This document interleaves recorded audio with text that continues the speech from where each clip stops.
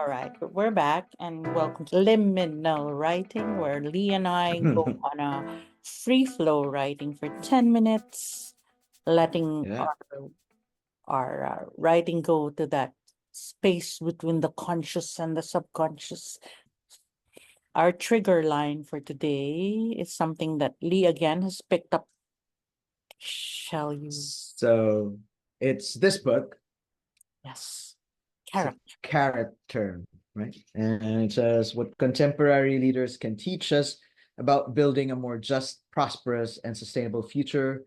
And it's by Gerard Segis and Kimberly Young Milani.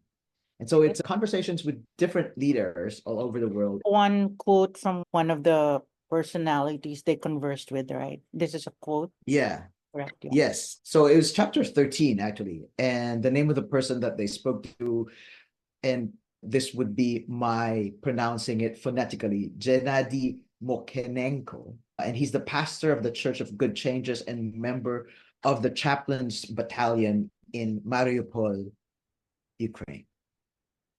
Okay. Sess, do you want to read the line that we chose? The leader must go to the epicenter of the problem. Sometimes it feels safer to be at the edges or hide in the shadows, to be on higher ground and stare in and stare out.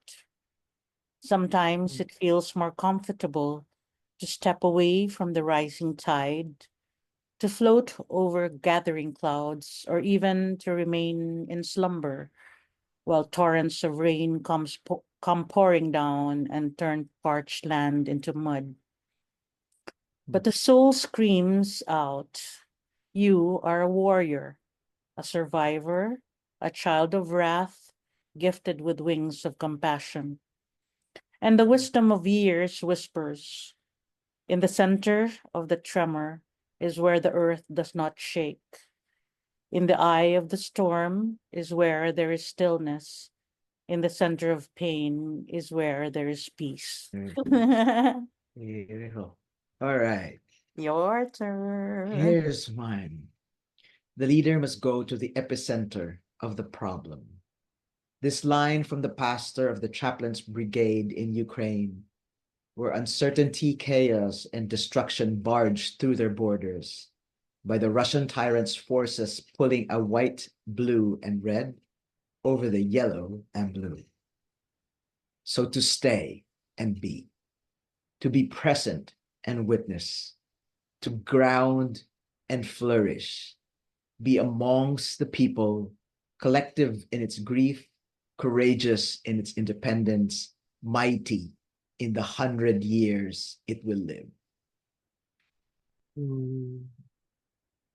Okay. My mind also goes to the similar situation that we had in the Philippines was more internal, like that fight to be free, the fight to be heard, the fight to see that everybody is treated equally.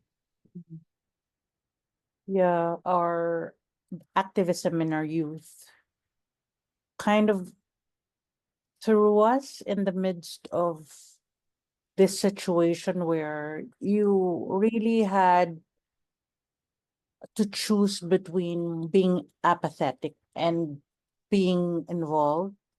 Hmm.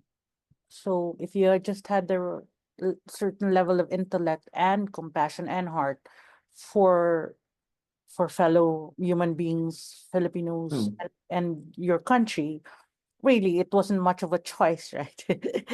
you Hmm. you choose to be in the center of things. And I think that at an early age, just turned 16, 17, we Mhm. basically made that choice to be in the center. And that's where it led me in what I wrote and what was my take with that quote of the leader must go to the epicenter of the problem.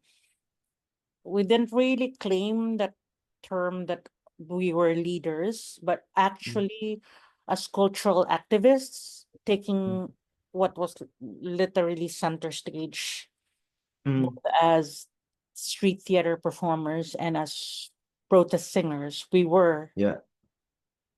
at center stage. Yeah. And I guess leaders in our own right, whether we Mm. acknowledge it at the time or not. I think that's the space I was coming from.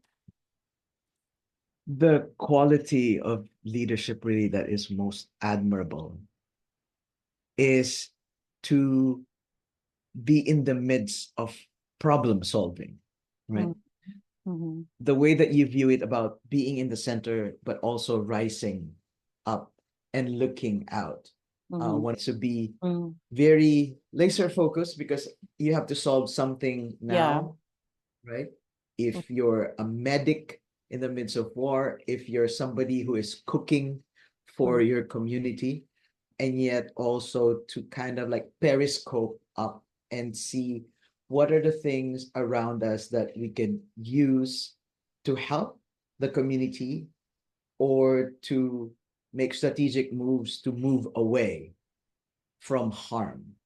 I like also what you said about when you go to the epicenter, it's seemingly the most calmest because all the things that are happening, the turbulence is spinning out around you in the way that leaders should inspire confidence in that this is the move that will bring us closer to our goal, to safety, to a place of refuge. I think is a quality that good leaders really must have. So both the being inside and staying calm and knowing how to look out, kind of like 360 to all the ways in which attack is coming at you and also moving away because you might get decimated if you just stay. Yeah, and at the same time, one of the thoughts that came to me with that image of sometimes it's more comfortable to step away is also, I guess, double-edged in that meaning, because I think some leaders can get too comfortable with just floating up there, you know.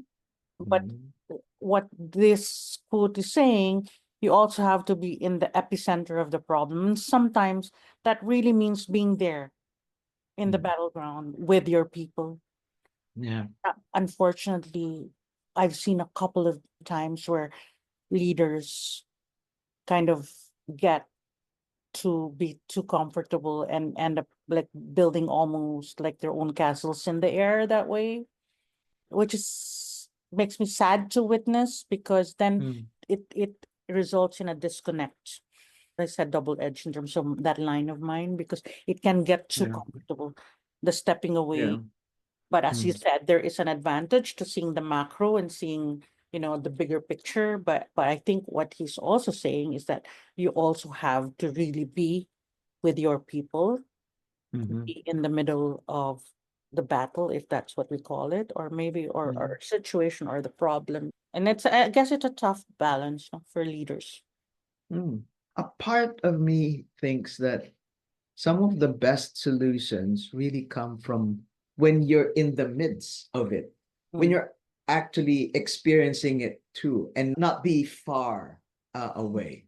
There is, of course, instances where you need to be far away to have that broader Mhm. thinking, right? An expansive thinking of and looking at it at where are the things that Mhm. are connected and Yeah. how.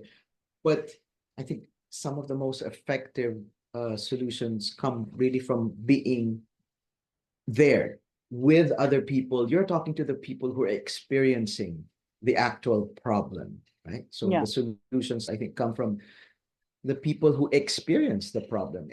That's the same in business too. I think in most like entrepreneurs, they develop the best products or solutions because they themselves Yeah. experience a particular situation where say I can find a solution for Even bear witness to what the needs are of their own market. And I know you Hmm, did do this in your work when you design immersive experiences for hmm, managers of corporates, and then you bring them yeah, to their markets. That's why I'm saying it's striking that right balance between seeing the bigger picture, but also connecting, listening, hmm, learning, engaging, yeah, with whoever you're working with, whether it's a movement, a market, yeah. consumers, community.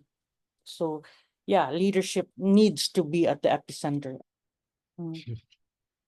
So On that note, that's our writing and our mindset and our from the lesson. epicenter in of For now. that will see you next Yeah. time, and give it a try. Anything. Yes. Liminal writing is really about picking up some stimulus from a line, a phrase, Could be a and picture and or then a musical piece for other people. and give yourself 10 minutes of just free flow writing. Nothing's wrong. Just set yourself free for 10 minutes and see where it leads you.